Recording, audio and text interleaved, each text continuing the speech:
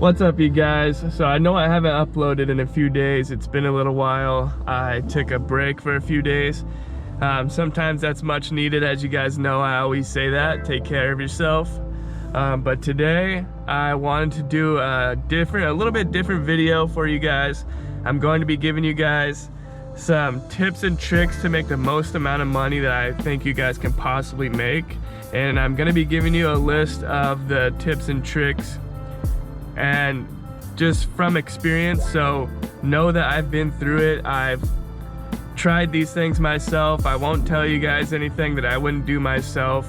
If you guys agree with me, let me know. If you disagree with me, also let me know. But I'm here in this video to give you guys the tips, tricks, and experiences that I've had that help me to make the most amount of money possible while delivering out there. And I want to just give it to you guys. So if you're struggling, or if you're new, or if you are inexperienced, anything like that, or if you just want to up your game a little bit and maybe take some pointers from me, that's what this video is here to do. And as always, guys, remember to smash that like if you like the video. Comment down below if you have anything to say. And if you're new to my channel, remember to subscribe for more and put on that bell notification so you're always aware of when my new uploads come out. And without further ado, let's get started with the list of tips, tricks, and pointers that I think are beneficial for you guys to make the most amount of money.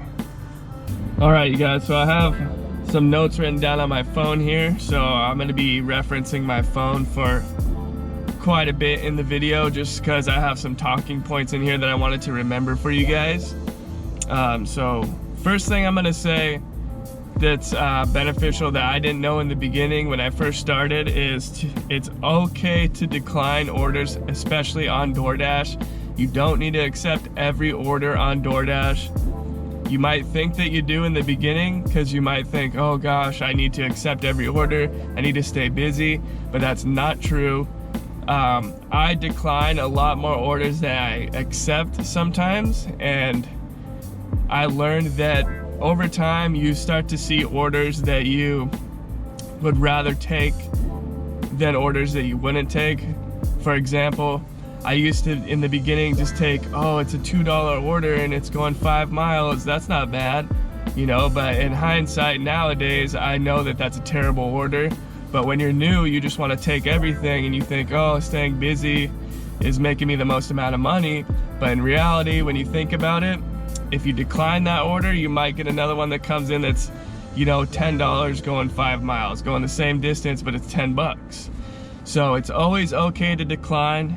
And especially if you're on the other platforms like Uber Eats and Grubhub, you could decline all day long. They don't keep track of it. It doesn't matter. Only take orders that make sense. Only take orders that are gonna make money for you, that are profitable for you in terms of how far it's going and how much you're getting paid. So I always say, watch the mile per pay ratio, pay attention to that, because in the long run, that's what's gonna make you the most money, as well as some other things that I'm gonna go over here with you guys. So that's number one, it's okay to decline, especially on DoorDash. Okay, and the second one is, with DoorDash, again, it's perfectly okay to unassign orders, because again, in the beginning, I would always think that I accepted the order, so wow, now I'm stuck and I have to finish the order.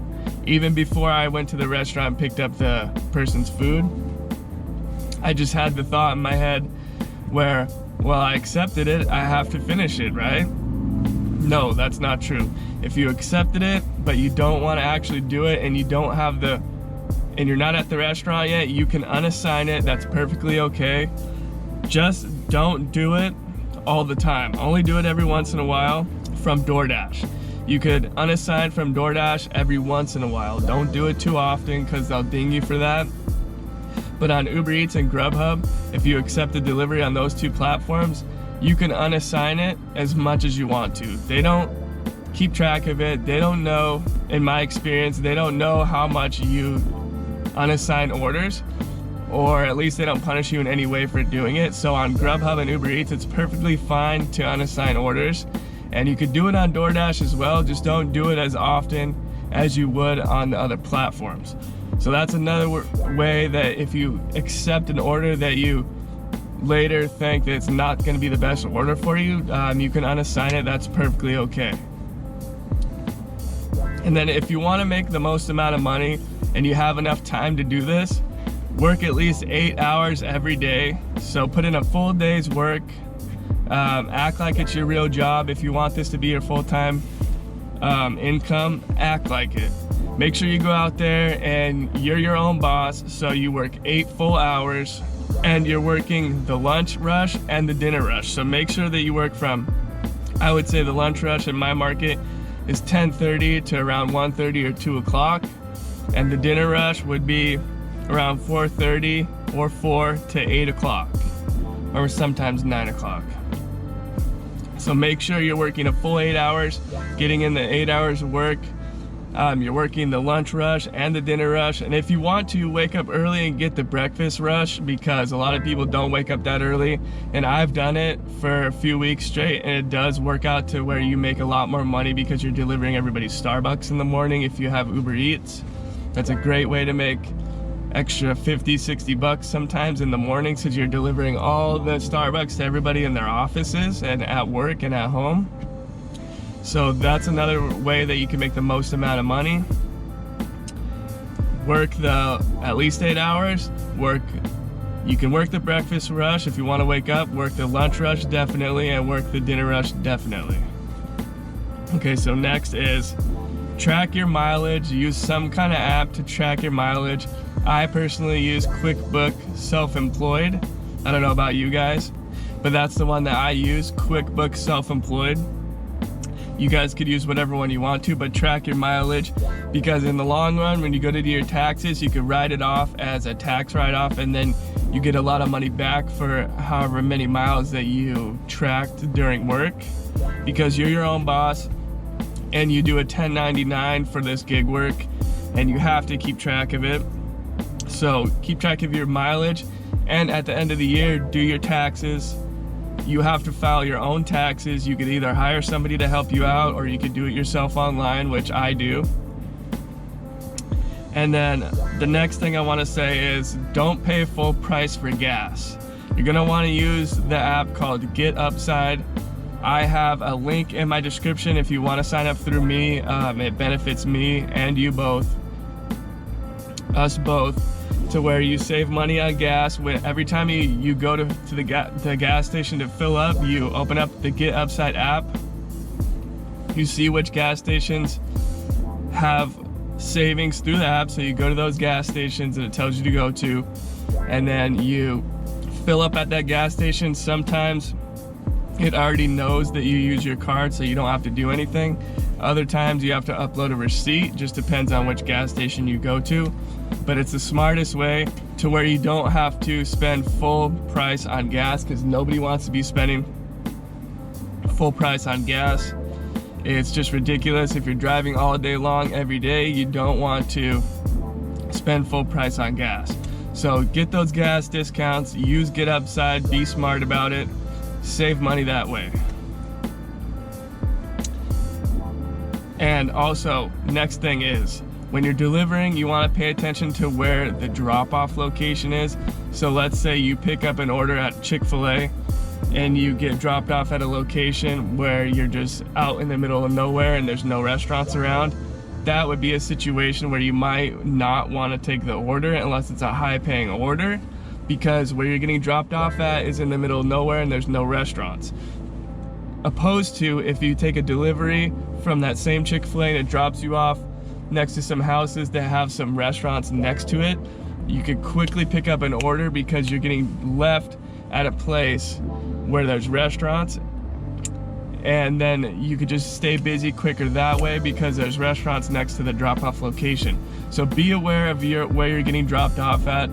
That's something that I didn't know in the beginning. Even for a long time, I didn't know that the drop-off location is so important.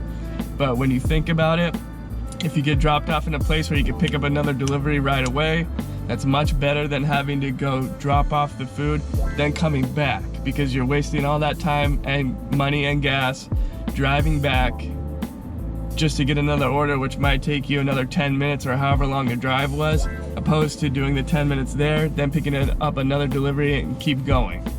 And in terms of that, I wanted to say, on top of that, to stay busy, I really recommend that you use multi-app platforms. You have them all on at once. I do DoorDash, Grubhub, and Uber Eats all at the same time.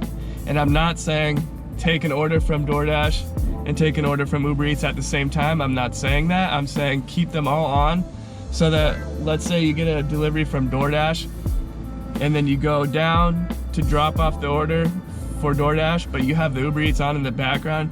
You might pick up an Uber Eats at that person's house, that's next to that person's house, while you're finishing up the DoorDash, and that's how you stay busy. So you could pause the DoorDash, go do the Uber Eats, keep Grubhub on, for example, like I do, because I do all three. And while you're dropping off that Uber Eats, you might be able to get a Grubhub, and then you turn DoorDash back on. So you see, there's a lot going on there. You stay really busy that way, and you make more money. I would say I potentially see 15 to 20% more income that way. And then if you don't have all the apps on, if you're just using one app, you have to wait till you complete the order, then try to find a restaurant or a hotspot location, and potentially you don't find a delivery for a while. So if you have more apps, you just see more opportunities to make money. And that's the way that I found, one of the best ways I found to make the most amount of money. So there you have it, guys. I wanted to give you guys a list of tips and tricks for you guys, newbies, anybody out there, not just newbies, but anybody that thinks they might want to hear this, take some tips from me, some pointers, some experience, anything at all. I wanted to do a video that's a little bit differently, but get the content out there for you guys so you guys could potentially make the most that you can make. And I'm really here to help you guys. I want to see you guys succeed in this, and I know you guys can do it. I make $150 to $200 almost every day, and I make a full-time living doing this, and I know you guys can too. Just be smart with your money, smart with your time, and if you want to, use some of these tips and tricks that I gave in this video. And I hope you guys have a great day, and I hope you guys all succeed. Thank you so much for watching, and as always, smash that like, comment down below, subscribe for more, and I'll see you guys in the next video.